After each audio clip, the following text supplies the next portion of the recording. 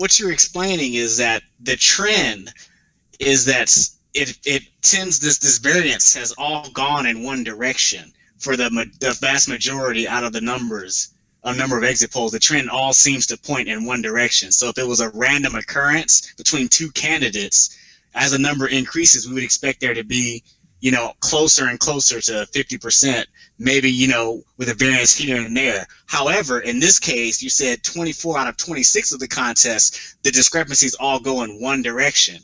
Right. Uniformly almost. Now, varying in magnitude, of course, but what's happening is the trend is in one direction. Yeah, it's called the law of large numbers. Yes. You're flipping a coin. The more flips, the closer the total is going to get to 50%. It's called the law of large numbers. You might get 7 out of 10 be heads, but then it's going to slowly, when you get to 40, 50 flips, it's going to be very close to 50% each, heads and tails. So it's a very simple, basic probability concept.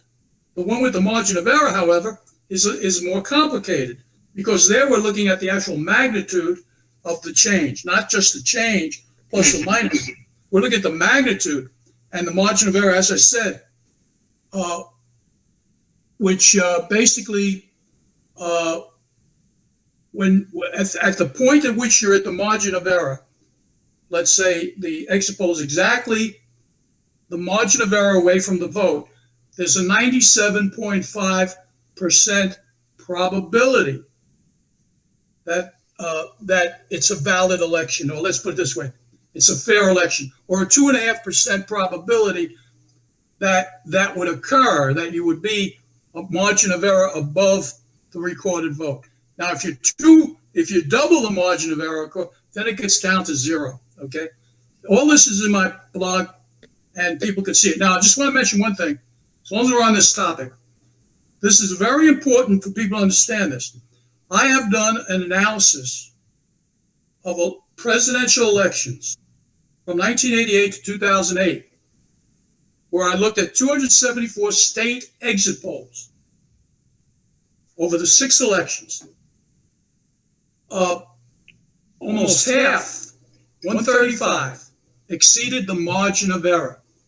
You would only expect 14 out of 274 to exceed the margin of error.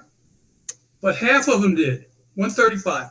131 moved in the direction of the Republican. The probability of that occurrence, in other words, in every election, the Democrat did better than his recorded vote indicated.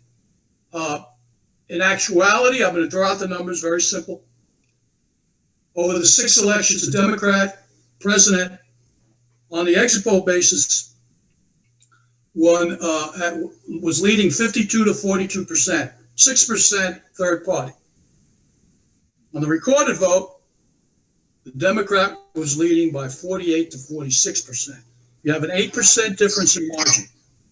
So that is, to me, proof beyond any doubt that the movement, the one-sided shift from the exit poll to the vote proves election fraud. So this is nothing new. I'm going back to 1988. Democrats, in my opinion, well, the numbers show that they definitely won 5 of the 6 elections, and I believe they also won the 6th in 1988. We have the same phenomenon with returning voters, more returning voters than were alive.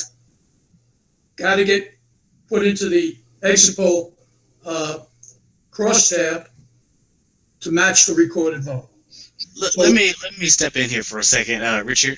So what you're saying is, again, just like we've seen in this primary, that you went back and chronicled elections from 1988, like you just said, and you see that same trend occurring where it appears that Democrats do poorer in the recorded vote than their exit polling would have them, have them winning. So yes. and the trend is completely one-sided. You said how many out of how many? Did the trend go to Republican? 131 out of 135? That exceeded the margin of error? Margin of error. 135 exceed the margin of error, which was a 0 probability and 131 and then 135 exceeds the margin of error of Republicans, which is another zero probability. You would only expect half would go either way. So, so the odds of this occurring are 1 in trillion. Okay? Yeah, virtually impossible, more or less. Totally impossible. I like to use this. Let me use this analogy. Go ahead. You know the universe is finite. Most people think it's infinite. There are a trillion stars in the universe, estimated. One that's a trillion times a trillion. The numbers that I'm using in probability calculation are a trillion times a trillion taken 8 or 9 times. So there are more, the probability is lower than if you were to pick out, if I asked you to pick out one star in the universe at random, or you pick out, and you could see if you get that star. The chances of you picking the star is greater than that the elections were clean. In other words, the probability of fraud is